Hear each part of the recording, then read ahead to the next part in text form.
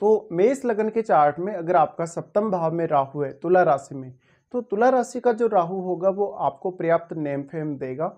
लेकिन यहाँ राहु मैरिज के लिए उतना अच्छा नहीं कहा जा सकता। साथ ही साथ ये बहुत सारे अदर रिलेशनशिप भी आपको देगा। बट वास्तव में लोग आपको किस तरीके से जज करते हैं ये आपको पता नहीं होगा, क्योंकि ऑलरेडी आपके लगन में केतु स्थित होंगे। केतु स्थित होने से दूसरों के साथ डील करना आपके लिए उतना आसान नहीं होने वाला है। राहु आपके पर्सनैलिटी वाइज यहाँ काफ़ी बेहतर रिजल्ट देगा, लेकिन एक्चुअल में जो आपकी क्षमता है, जो आपका टैलेंट है, उसका एहसास आपको नहीं होगा। पर वास्तव में लोग आपको काफ़ी अच्छे से जज कर लेंगे। यहाँ पे अब राहु होने की वजह से आपको मैरिज के टाइम बहुत ज़्यादा अलर्ट रहना होगा। आप हो सकता है किसी की भी बात मान लें, किसी की भी बातों को फॉलो कर लें। इवन आपका कोई भी रिलेशनशिप है तो सामने वाला जो पार्टनर होगा वो आपके लिए उतना ज़्यादा सपोर्टिव नहीं होगा। बट वास्तव में आपको लगेगा कि आपका जो सामने वाला पार्टनर है या कोई भी आपका फ्रेंड है तो वो आपके लिए बहुत ज़्यादा सपोर्टिव। तो यहाँ एक्चुअली किसी को भी रियल में जज करना आपके लिए उतना आसान नहीं है। यहाँ पे अब राहु के होते हुए आपके पास हो सकता है मैरिज होने के बाद आपके जीवन में आर्थिक रूप से कोई बड़ा बदलाव आए। साथ ही साथ यहाँ डिवोर्स होने के चांसेस बहुत ज़्यादा बढ़ जाते हैं अगर शुक्र भी खराब स्थिति में होते हैं आपके चार्ट में। साथ ही यहाँ राहु के साथ बैठे हुए ग्रह का भी महत्व बहुत ही ज़्यादा बढ़ जाएगा। राहु के साथ यहाँ बैठा हुआ ग्रह बहुत ज़्यादा मल्टीप्लाई होगा, उसकी क्वालिटीज़ मल्टीप्लाई होंगी और फिर आपके पार्टनर में वो आपको दिखेंगी। यहाँ पे जो पार्टनर होगा वो मैरिज के बाद तुरंत बदलेगा। तो हो सकता है आपका पार्टनर लगभग 4-5 महीने बाद भी बदले, 1 साल बाद भी बदले, लेकिन जो भी होगा एकदम सडनली होगा। तो आपके लिए ये झेलना उतना आसान नहीं है। अगर मान लो आपके चार्ट में अब चंद्रमा भी खराब स्थिति में होते हैं तो उस केस में आपके लिए आपका रिलेशनशिप खराब होना या मैरिड लाइफ डिस्टर्ब होना ये सब आप झेल नहीं सकेंगे।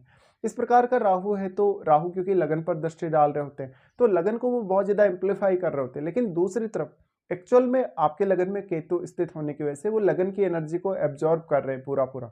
तो यहाँ मंगल का भी अच्छी स्थिति में होना साथ ही बहुत जरूरी है। और केतु के साथ बैठे हुए किसी भी ग्रह को अगर आपके चार्ट में आपको देखना है तो वो ग्रह कहीं ना कहीं कमजोर हो जाएगा, क्योंकि केतु उस ग्रह की एनर्जी को एब्जॉर्ब कर लेंगे।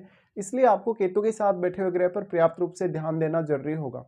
साथ साथ में आप अपने रिलेशनशिप को लेके, मैरिज को लेके हमेशा ही कंफ्यूजन की स्थिति में रहेंगे।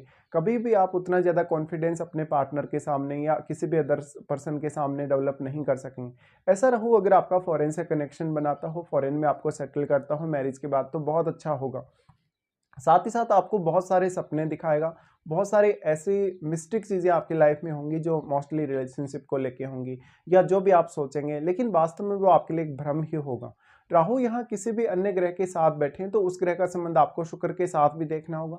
साथ ही साथ आपके चार्ट में वास्तव में शनि कैसे स्थिति में, क्योंकि राहु यहाँ शनिवत ही काम करेंगे। अब यहाँ जो भी प्लेनेट राहु के साथ बैठा है वास्तव में अगर वो एक राहु का मित्र ग्रह है तो आपका पार्टनर बहुत ज़्यादा टैलेंटेड हो सकता है, वो बहुत चतुर और चालाक हो सकता है। लेकिन वो पार्टनर कहीं ना कहीं आपके लिए उतना अच्छा साबित होगा नहीं मैरिज के बाद। बट शुरुआत में वो आपको बहुत जल्दी अपनी तरफ आकर्षित कर लेगा। इसके साथ साथ ये जो राहु होगा वो सबसे पहले दृष्टि डालेगा आपके 11वें भाव पे।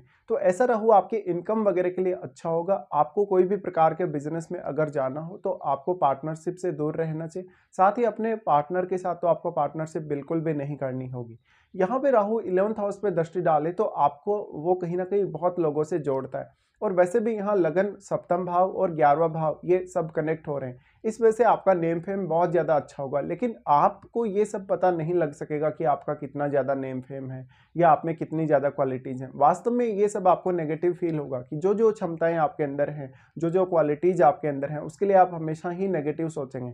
जैसे आप सोचेंगे कि आप सुंदर नहीं हैं, आप अट्रैक्टिव नहीं है, कहीं ना कहीं दूसरों के साथ आप उतने अच्छे से डील नहीं कर पा रहे। और लगन का जो केतु होगा वो आपके कॉन्फिडेंस को गिराने का काम करेगा। इसी तरीके से यहाँ आपको देखना होगा जो भी प्लेनेट आपके लगन में है वो ग्रह किस प्रकार का संबंध केतु के साथ रखता है। साथ ही साथ राहु 11th हाउस पे दृष्टि डालें तो 11th हाउस में बैठा हुआ ग्रह भी आपके लिए काफी मैटर करेगा, क्योंकि अगर वो एक राहु का मित्र ग्रह हुआ तो यहाँ आपके लिए राहु काफी बेटर रिजल्ट ला सकता है। साथ ही साथ आपके पास इनकम सोर्सेज बहुत ज़्यादा होंगे, लेकिन जितनी ज़्यादा डिपेंडेंसी आपकी अपने पार्टनर पे होती जाएगी उतना ही आपको नुकसान होता जाएगा आपके रिलेशनशिप में भी और मैरिज में भी। यहाँ पे हो सकता है कि आप कोई भी भ्रम में आके, कुछ जल्दबाजी में आके ऐसा फैसला लें जो कि आपके मैरिड लाइफ को डिस्टर्ब करने वाला हो या आपके पार्टनर को बहुत ज़्यादा फ्रस्ट्रेट करने वाला हो। ऐसा राहु आपको रिलेशनशिप के लिए चाहत बहुत ज़्यादा बढ़ाता है। साथ ही साथ जो पार्टनर होता है आपका उससे कभी भी आप सेटिस्फाई होने वाले नहीं होते। तो इस केस में पार्टनर के साथ सबसे पहले आपको एक अच्छी अंडरस्टैंडिंग बनाना बहुत ज़्यादा जरूरी होगा। फिर राहु का दृष्टि लगन पे ही आएगा। अब लगन को राहु एम्पलीफाई करने का काम करेंगे, बट एक्चुअल में यहाँ लगन में केतु स्थित है, तो वो जो आभास होगा राहु का प्रभाव वाला वो आपको नहीं हो पाएगा। इसलिए आपको खुद को एक्सप्लोर करना बहुत ज़्यादा जरूरी है, खुद को जानना बहुत जरूरी है। ऐसा केतु आपको हमेशा थोड़ा डिटेच सा रखेगा आपकी खुद की क्वालिटीज से और साथ ही साथ आपके रिलेशनशिप से भी। बट एक तरफ राहु आपको बहुत ज़्यादा अटैच करने का काम कर रहे हैं, दूसरी तरफ आपकी पर्सनैलिटी और आपकी खुद की क्वालिटीज से केतु आपको डिटेच करने का भी काम कर रहे हैं। तो यहाँ आपको बहुत ज़्यादा बैलेंस में खुद को रखना होगा। फिर राहु का जो लगन पर दृष्टि है वो आपकी पर्सनैलिटी को बहुत ज़्यादा अच्छा दिखाता है। दूसरे लोगों के लिए आप बहुत ज़्यादा अट्रैक्टिव होंगे, दूसरे लोग बहुत जल्दी आपको जज भी कर लेंगे। वास्तव में आप में क्या क्या क्वालिटीज़ हैं ये दूसरे लोग आपको ज़्यादा बेहतर बता सकते हैं आपकी तुलना में। फिर राहु का दृष्टि आएगा थर्ड हाउस पे। थर्ड हाउस पे जो राहु का दृष्टि आएगा ये आपको काफ़ी क्रिएटिव बनाएगा और आपकी कम्युनिकेशन स्किल्स को भी काफ़ी अच्छा करेगा। इसके साथ साथ ऐसा राहु आपको यात्रा बहुत ज़्यादा देगा, बट अक्सर आप किसी के भी साथ फ्रेंडशिप करते हैं, किसी के भी साथ रिलेशनशिप में आते हैं, वहीं आपको सबसे ज़्यादा नुकसान करवाएगा। राहु की दृष्टि थर्ड हाउस पे होने की वजह से आप कोई भी प्रकार का रिस्क लेने में सक्षम होंगे, साथ ही साथ आप किसी भी प्रकार की डीलिंग में आसानी से काम कर लेंगे। लेकिन यहाँ दूसरों के साथ जितना ज़्यादा आप अटैच होंगे या जितना ज़्यादा फ्रेंडशिप वगैरह करेंगे उतना आपको नुकसान होता जाएगा। इसके साथ साथ अगर आपका मैरिड लाइफ डिस्टर्ब होता है तो मैरिड लाइफ से कहीं ना कहीं अपने पार्टनर से दूर होना, जितना जल्दी आप दूर हों उतना आपको फायदा रहेगा। तो एक तरीके से यहाँ पार्टनर से ही आपको सबसे ज़्यादा नुकसान होगा। एक तरीके से आपका पार्टनर पिछले जन्म का कुछ बदला लेने वाला होगा और वो कहीं ना कहीं आपको फाइनेंशियली भी बहुत ज़्यादा हार्म करेगा। अब इसके लिए आपको बचना इस तरीके से होगा कि सबसे पहले आपको सेल्फ डिपेंड होना होगा, साथ ही साथ पार्टनर पे आपकी जो डिपेंडेंसी है वो कम से कम होनी चाहिए। साथ ही साथ आप अपने पार्टनर से बहुत ज़्यादा अटैच्ड भी ना हो, लेकिन ऐसा राहु आपको कभी भी सेटिस्फाई होने नहीं देगा और काफ़ी ज़्यादा भ्रमित भी करेगा।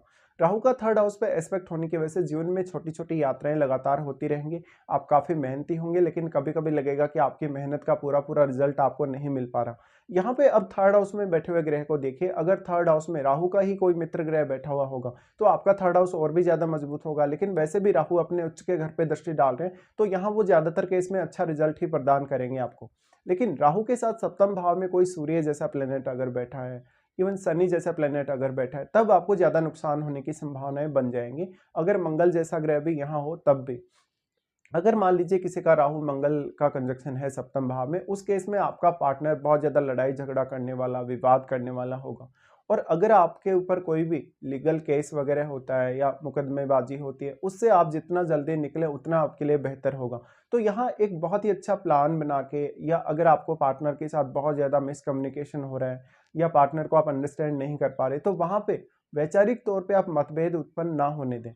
राहु का जो थर्ड हाउस पे दृष्टि है उसकी वजह से आप काम करने में बहुत आगे रहेंगे, जिंदगी में मेहनत करने में भी बहुत ज़्यादा आगे रहेंगे।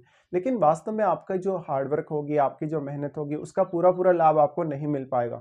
तो ये भी आपके लिए थोड़ा सा नेगेटिव पॉइंट बनता है। तो इस तरीके से आपको राहु प्रभाव देंगे।